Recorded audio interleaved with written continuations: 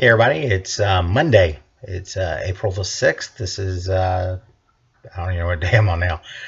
See, 14, 15, 16, 17 around, 17 or something like that, I guess, on since I've been home. Day 3 of the video uh, diary, chef's quarantine diary, or whatever we're calling it. Today we're going to do a couple things in the kitchen, which is kind of cool. I'm going to teach you guys some red beans and rice. We're going to talk a little bit about what I've got coming up, I guess, this week, which is a whole lot of nothing at this point. And of course, we're also going to we'll do a quick review of last night's day 2 of Wrestlemania. And it's funny, out of 8 picks, I was 7 for 8 again. So 7 for 8 both nights. So 14 out of 16, not too bad. I'll take that. Better than normal. And that's funny because I haven't hardly followed the product this year. But anyway, we're going to be doing some New Orleans style red beans and rice. So I'm going to have to do a couple of quick adjustments to get everything ready to go. And hopefully we'll have a little fun with this.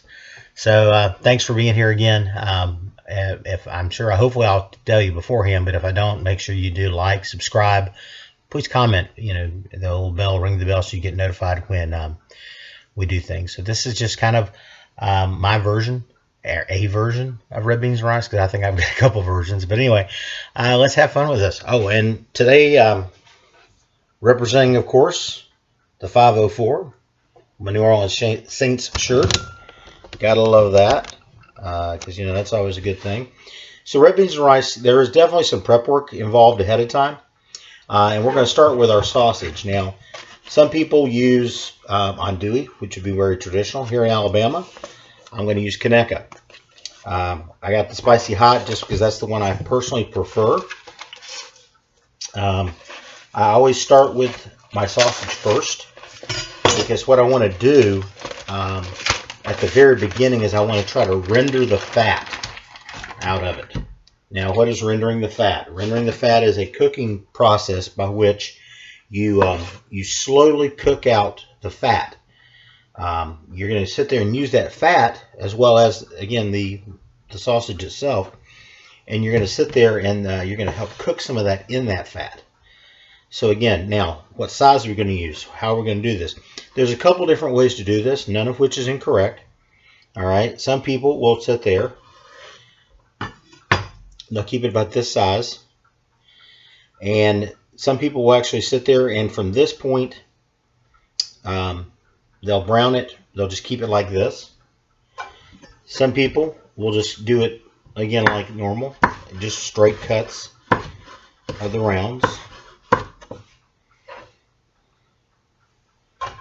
Another technique some people do is what we call half moons. I guess that would be full moons, and this is basically half moons. Other people will even sometimes, instead of going more for the straight round, they'll cut it on the bias.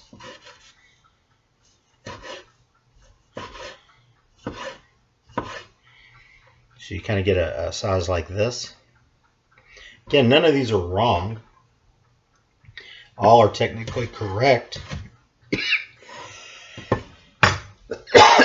Pardon me. Goodness gracious. No, that's not coronavirus. But I'm also going to go ahead and get the pot I'm using. I'm going to get that on some low heat. So again, we're going to cook out the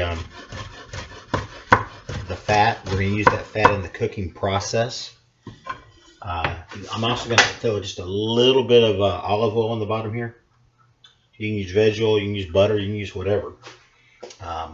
You want a little bit of fat there. The fat is going to help, the browning technique, when you're browning your meat.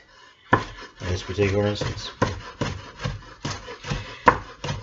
by actually browning it and getting a little bit of crust to it, what it's going to do is going to give it a little bit different texture. Textures are always a nice thing.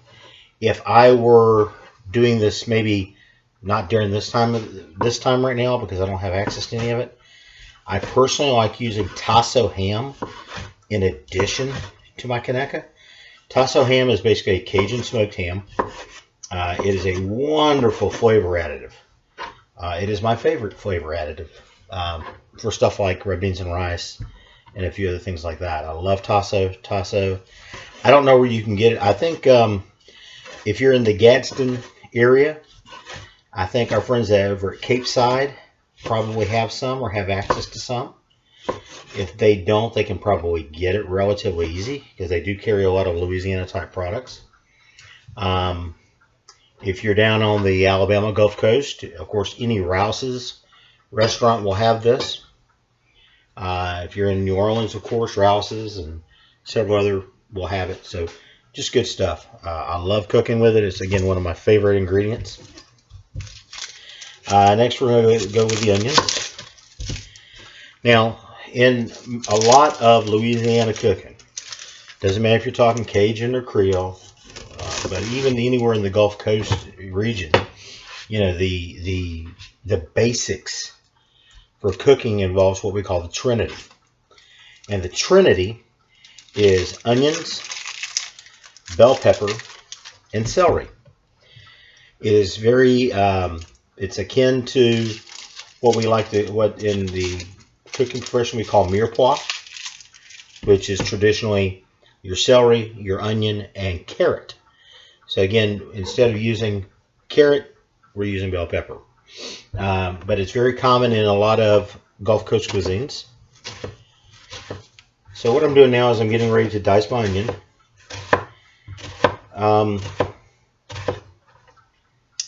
Let's talk a little bit about dicing onions. If you've watched any Food Network, of course, most of y'all will recognize the techniques I'm using here. I'm not doing anything that's any different or strange than anything you see there. This is how I cut onions almost every day of the week. Again, it's just small pieces. I don't have a lot left over because that comes from my restaurant. Times in restaurant. Being in a restaurant, you don't let anything go to waste. Waste is a bad thing. So because of that, I'm used to trying getting as much of the onion, as anything I'm doing. I want to use as much of that product as possible. Because right, wrong, or indifferent in the restaurant industry, it does come down to money.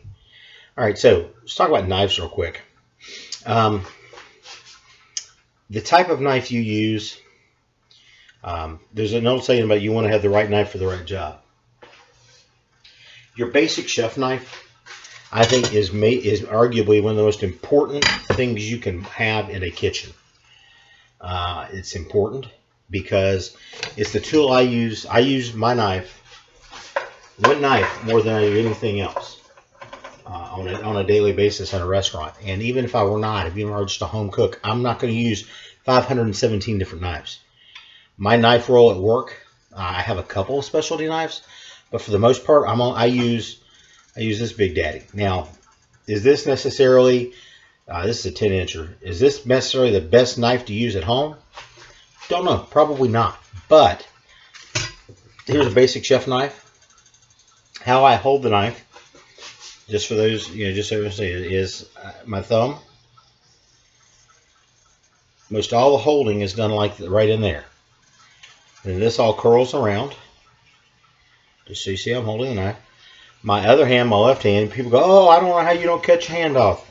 Well, the thing is, I try not to put my hand in a position where it can cut. I can even cut myself. So again, let's see where she's at. This is one of Janet's knives, actually, from culinary school. This is steel. This is called honing the blade. I don't know if you've seen, any of the Hell's Kitchen shows. Gordon Ramsay does this all the time.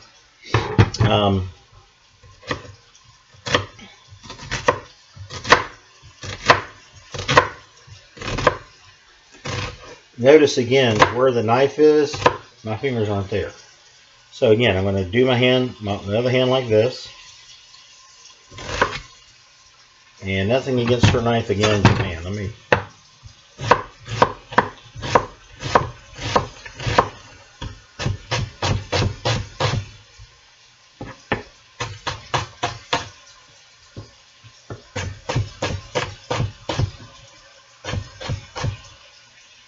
Key there is, again, I want them small enough to where they cook evenly.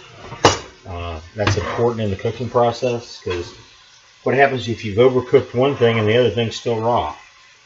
So again, it's important to kind of do that. So again, I'm slowly rendering the fat out of my sausage. That's going to be most of the fat that I cook with. We're going to go with the bell pepper next. So, if you ask 5 people how to cut bell peppers, you may get 6 different answers, so we're not going to worry about that, but just going to show you how I do mine. Got the tops. I save all this because all this is usable. I have worked in kitchens where they would take this and they would throw this away. Why? There's nothing wrong with it. Where I work now, that's not what we do. Well, where I'm not working, where I'm currently on vacation or staycation or quarantine from. I find this to be the easiest way to deal with bell peppers, and that's just me. A little pro tip, I guess, on bell peppers. Most people are going to cut with the skin side out. Flip it, go to the skin side on the end. You'll find less resistance and less likely for the knife to slip on you. So again, cut that way. So again, as you see, the thought is I want the pieces about the same size as the onions. We're trying to keep everything about the same.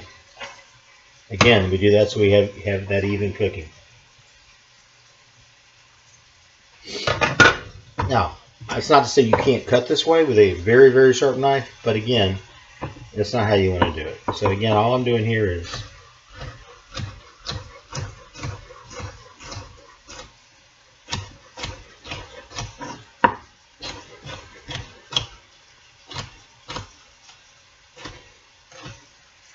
I do have to slow myself down sometimes when I'm doing stuff like this because I'm not used to people watching me. I'm not used to people, oh, he's doing this, oh, he's doing that, oh, he's doing the other. I'm not used to that at all. I'm used to just doing it.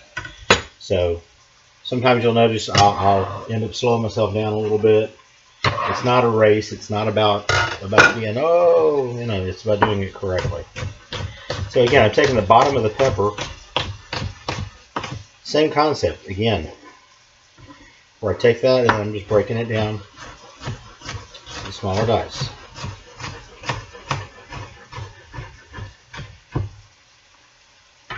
Because again, all that's good pepper. There's nothing wrong with that pepper. May not look as pretty, but it's something that with the dish we're making, like red beans and rice, it's not that important. That's not what this is about. I actually worked one place that we didn't do red beans and rice. Now that I think about it, may have been the gumbo. The gumbo, they would literally just take a bunch of the Trinity, and they would throw it in what we call a buffalo chopper, and basically throw all this vegetable in there. You run it through this machine, and it chops it for you. The problem is it's hardly recognizable but it also pre-blends it up for you, which is kind of cool too. All right, now we're going to throw in some celery. When you're dealing with celery, you want to take your leaves off. The leaves are somewhat bitter, and most people don't like the bitterness of them. Now, depending on what I'm doing this for, this is just for the house. Because of that, I'm not going to worry about. I'm going to show you a couple different ways. Okay, nothing wrong with doing it this way, and I'll show you with this other one, kind of the other way to do it. So what some people would do is they would take your celery, cut right here, cut right here, cut right here. Again, if you're trying to keep the same size as normal. By the time I'm done with cooking this today, because this is going to be on for hours, there's not going to be any chance of anything not being cooked, because this is a several-hour process. Mixing. And we'll just finish this off real quick.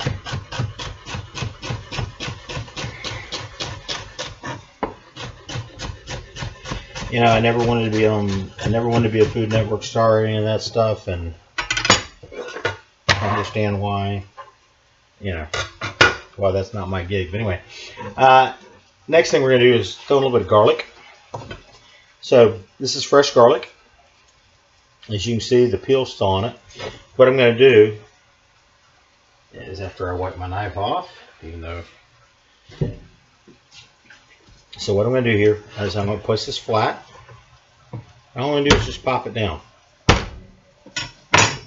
This will break this up a little bit. It'll also make this very easy to peel. Cut the little not so nice ends off. At this point, when dealing with garlic, there's a couple different ways we can do this. We can go with the slices like this. I'm actually going to dice this up a little bit.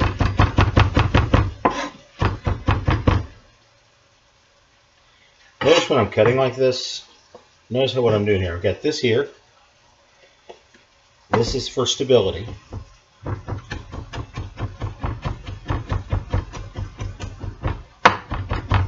That way my knife's not going all over the place. The key when you're dealing with your knife is to control your knife. Alright, put a little garlic in there. Now at this point in time, we're still at the very beginning of this process. Because like I said, this is going to take several hours before it's all said and done. I'm going to start my seasoning process now. Get a little closer to let you guys see what I use. I'm not endorsed by these folks. They don't pay me anything for this. This is at home. This is not necessarily what I use at work. It's not necessarily what I don't use at work. But yeah, the point being is I love the Zatarain's product. It's good stuff. Definitely a shout out to our friends at Zatarain's.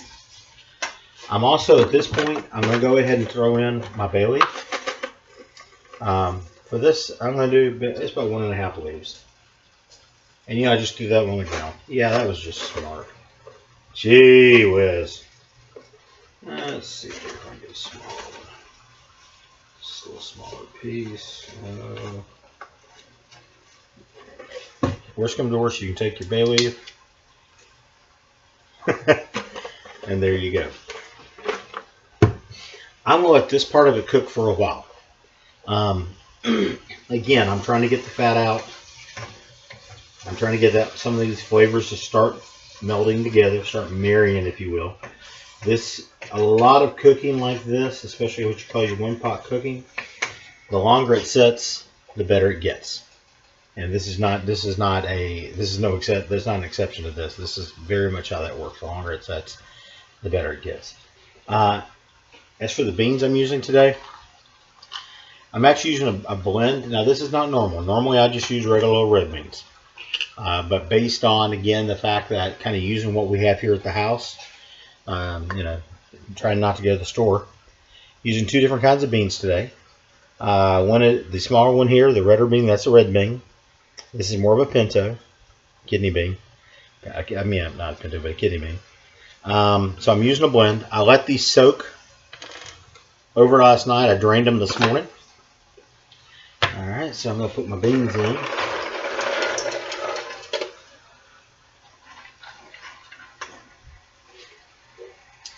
The key here is, again, I'm going to go ahead and mix all this together. I'm going to mix in my vegetables, you know, the Trinity.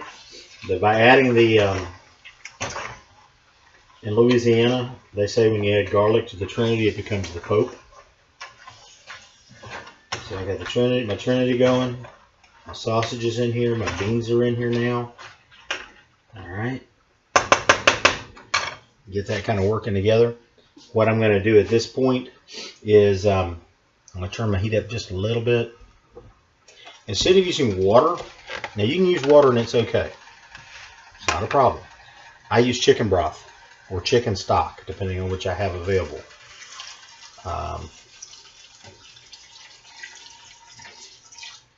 I want it a little more than to cover. This is barely covered, so I'm going to add just a touch more to this. Now, some will say, well, why didn't you add your salt and pepper? Well, most of my salt and my pepper flavor, if you will, is going to come from that Creole season. If you ever look at Creole seasoning and the ingredient list, you're going to find that it's very heavy salt content. So there's no need for me to add salt because that's where my salt's coming from. I'm going to try over the life of cooking this today. I'm going to sit there and I'm going to taste it several times throughout the cooking process.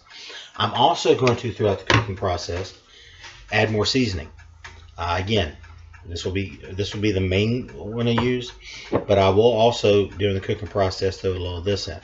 Maybe you're not a big fan of this particular brand. If you're not, there's a lot of other ones on the market. Again, our friends at Zatarain's there. Of course, there's all kinds. Louisiana Gold. It's a good one. But I personally, I'm more of a Tabasco guy. Always have been. I think that there's a depth of flavor that it adds, but that's just me. It's more than just heat. But you ask 15 people, you get 15 different answers. We'll talk about rice here in a little bit. This is going to go for a while. The next thing I'm going to do here is I'm going to bring this up to a boil. Once it reaches a boil, I'm going to reduce the heat down to a simmer. And what a simmer basically is where you just have some movement among the liquid. It's not a rolling boil. It's just it's still hot. It's still got good heat on it, but it's going to, again, we're going to back it down a little bit from that rolling boil. I'm going to let this go for several hours. This is not going to be a quick thing. Rice is a very easy concept, in my opinion. People make rice a lot more complicated than it has to be. Let me go ahead and move this a little bit and bring me back into the picture a little bit. Rice, quite frankly, people make it a lot harder than it needs to be. Rice is very simple. Okay, if for every, let's just say, cup of dry rice that you use, you're going to use 2 cups of water. I also have a little bit of butter in mine, just that little bit of fat. A lot of times I'll start with just put a little bit of butter at the bottom of a pan. I'll then throw my rice in there, let that cook for just a little bit. Then I'll add my liquid. At that point, you're going to bring it to a boil. The moment it comes to a boil, you're going to cover that rice. You're going to go down to the lowest heat possible, and you're going to have to go for about 20 minutes. We've been using here at the house a product that Janet really likes. It's a basmati rice. Definitely not what I grew up on. Definitely not what I'm used to. Definitely not traditional. But she likes it, and at the end of the day, that's all that kind of matters. Why red beans and rice on a Monday? You may have heard people talk about red beans and rice on a Monday before. Basically, Monday used to be the wash day. And washing was not, just going over to your washer and dryer, throwing things in and all that. It was a day-long procedure. So you would literally start the red beans and rice that morning before you went out to the red bean part before you went to begin your wash. And then that way it was something that you could kind of set and forget. Because once you got it down to the simmer, you're gonna let it simmer all day anyway. Voila. So it was an easy thing to do, and it became very traditional, and even to this day for a lot of folks in and around New Orleans to do on a Monday. Anyway, what I watched on TV last night, I did watch Wrestlemania Day 2. Again, 7 for 8. Was real happy with that. My predictions, which is, like I said, this is the first time in a long time I've got this many right. I don't know if it's a case where I'm rooting with my heart versus my head or what I would have done, but just want to talk about the matches real quick, and then we'll finish up with a couple other things. Have not had a chance to watch Walking Dead, by the way. It is on my DVR. It is the first thing I'm going to probably do as soon as I get done with you guys. Real quick, our beans are starting to boil. So we're starting to get that to a boil. We're not quite there. We're close. So we're just going to take this and we're going to just take this down to a simmer. Again, this is going to go most of the day. To give you an idea, when I'm taping this, it's a little after 1 o'clock in the afternoon. So by the time this is all said and done, we're not going to probably eat dinner till about 6 o'clock tonight. So it's going to go the whole time. A little trick for you guys for New Orleans style red beans and rice. When the last half hour or so I'm cooking, what I will do is I will take my spoon, I will pull some beans and mash them up against the side of my pot. I do that to make kind of a natural thickener, so this is not going to be very watery when it's all said and done. It's going to thicken up a good bit. I want that. That consistency is very pleasing. But anyway, let's talk about WrestleMania real quick. Okay, the pre-show had a match between Natty and Liv Morgan. Liv Morgan with the win, which made sense. Natty is arguably one of the most talented, an Italian Neidhart, part of the Hart Dynasty or Hart Foundation or whatever they call it. She definitely a third-generation wrestler. Her father was Jim the Animal Neidhart. Her uncle was Bret the Hitman Hart, Owen Hart. Grandfather was Stu Hart. She's great in ring, but she's got more personality on her Twitter than she ever has as a wrestler. And because of that, I think that she's always going to be known as a good wrestler. She's not ever going to be known as a huge success because of that. But anyway, Liv Morgan, who they're definitely pushing right now with a win. I thought it was an okay match. It was what it was. Not a big surprise there. It was, considering there was no one there, they did a good job. They opened with Charlotte Flair against Rhea Ripley. Those two did an incredible job telling the story. Both of those young ladies, to me, just did phenomenal. The reactions were good. It was just well put together. I mean, personally,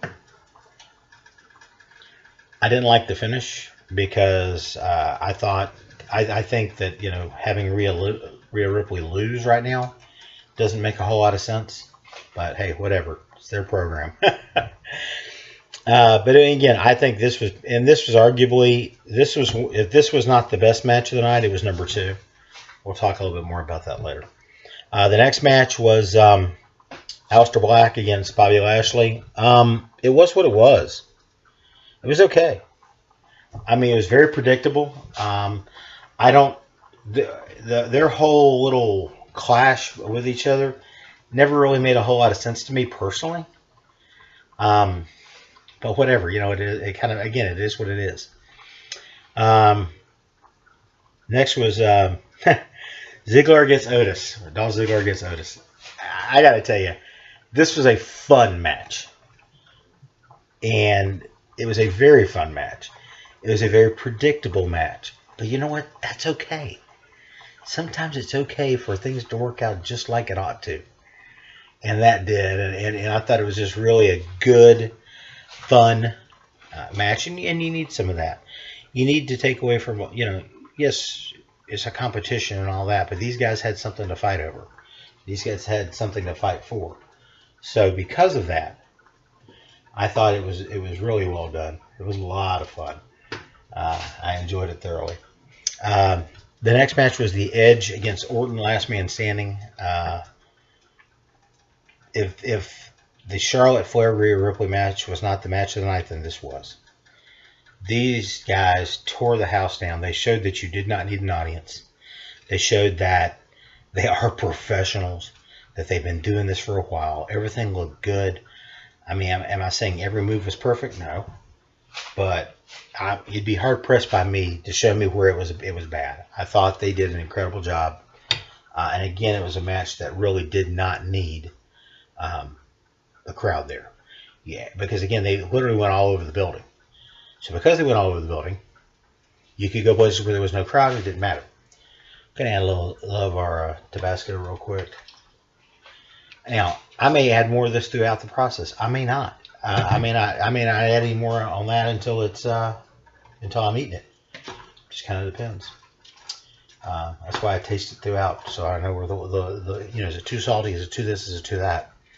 Always gives you an opportunity to kind of pick up on that. The next match, Edge with the win, which of course made a lot of sense. The next match,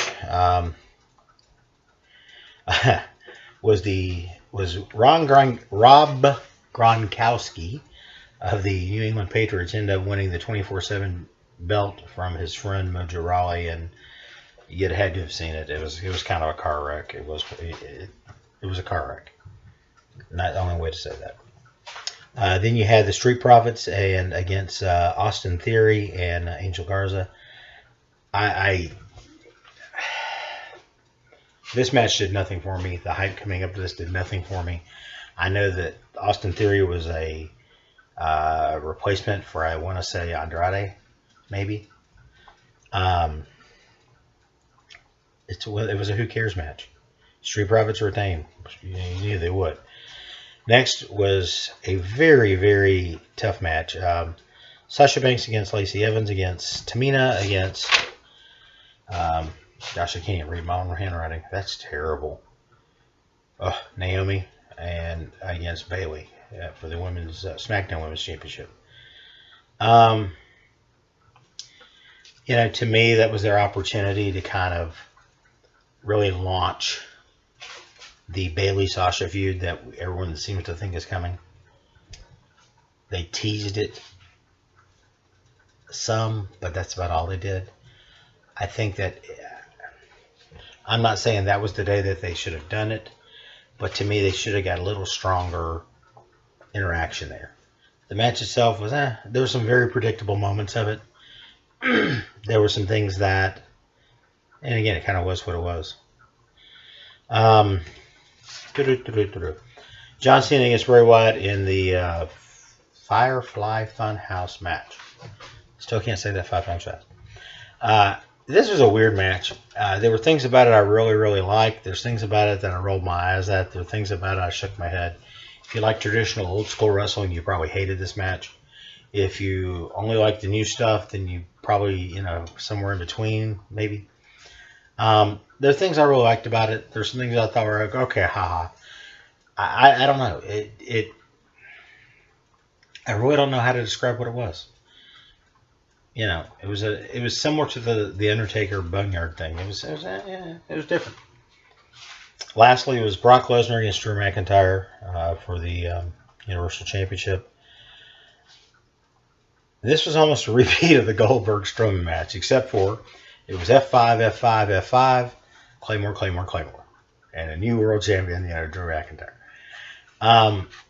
The way they had set this up, if Drew McIntyre had not won the match, then they could have just shipped him away and he could have disappeared forever. He had to win. They literally had it to where he had to have won. But kind of whatever.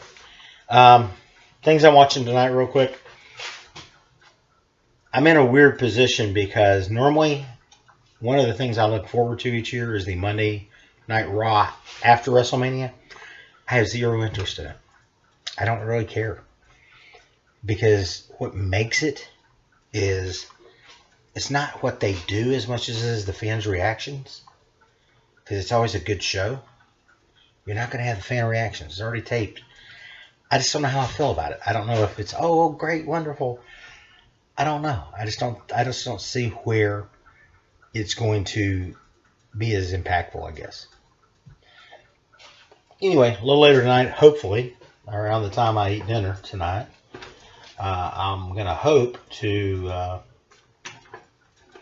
maybe take another little video of this, see where we're at with all this. Yeah, this may end up being a two-parter tonight. I don't know. Because we're going to be, like I said, several hours away before we get to that point. But anyway, guys, thank you again. Please keep your comments coming, your emails, your texts, your, or instant messages, whatever, comments. Just know that you're appreciated. Did have a question yesterday from Janet Tilley, who I happen to be married to. So thank you, young lady, for your question. And the question was about, what can they do with Monday Night Raw, since the Monday night after WrestleMania Night Raw is usually a really good show. Like I said earlier, I don't know. It's not going to be the same. They can pull out every surprise in the book. Every announcer can go, ah! It's not going to matter because you're not going to have that reaction. So it's going to be a little different. It's not going to be necessarily a good thing. What I am going to probably watch tonight is Monday Night Football has got a thing on ESPN, and it's going to be they're replaying some classic games from the past, and they're replaying tonight the 2006, the first Saints home game after Katrina against the Atlanta Falcons. And that has a very iconic moment in it where Steve Gleason blocks the Falcons punt. And I remember watching that game at my house and the excitement that it brought, because New Orleans was back. It was part of a rebirth. They have a statue outside the Superdome in New Orleans. It's called Rebirth, and it commemorates that moment. And for those of you who don't know who Steve Gleason is, he is fighting for his life and has been for several years now with ALS, Lou Gehrig's disease. And, you know, to see this guy who was one of those really, you know, very high intense people who now, because of you know, this disease that's ravaged his body, his mind's as sharp as ever, but his body's gone. You know, and he's in a wheelchair, and he's learned how to text and talk, if you will, through his eyes, through blinking. This computer system that they have set up, and you know, there's other guys like that who are suffering through this. So my thing is, you know, it was a very special moment in the state in for New Orleans. As a Saints fan, I think it was a good thing, because it showed that New Orleans was going to come back, and that was important. That first game in the Dome was huge, and I don't think people will ever really understand what the love affair, if you will, with New Orleans and the Saints and the whole Gulf region, the Gulf Coast region. You know, from Pensacola to Mobile and to places like Gulfport and Biloxi and Long Beach and Pascagoula and to Slidell and, you know, Wayland, Bay St. Louis, all that to New Orleans, all the way to, you know, almost Lafayette and Lake Charles and everything between Baton Rouge, Houma, all those areas, you know, the North Shore.